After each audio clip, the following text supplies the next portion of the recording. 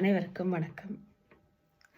French மொழி கற்றுக்கொண்டிருக்கும் வேளையில் தமிழ் மொழியை நாங்கள் கற்றுக்கொள்ள வேண்டிய கட்டாயத்தில் இருக்கிறோம்.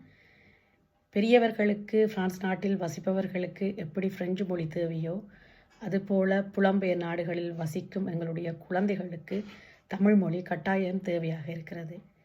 அவர்களோடு சேர்ந்து நாங்கள் கற்றுக்கொள்ளாத விடயங்களையும் கற்றுக்கொள்ளலாம். வாருங்கள்.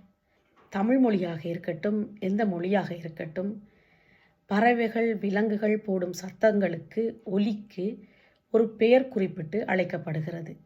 எடுத்துக்காட்டுக்கு, குதிரை கனைக்கும், புலி உருமும், நாய் குரைக்கும், பூனை கத்தும், நரி ஊளையிடும், சேவல் கூவும், கோழி கொக்கரிக்கும், காகம் கரையும், எருது எக்காலமிடும், புறா குலுகும். அப்போ வண்டு என்ன செய்யும்?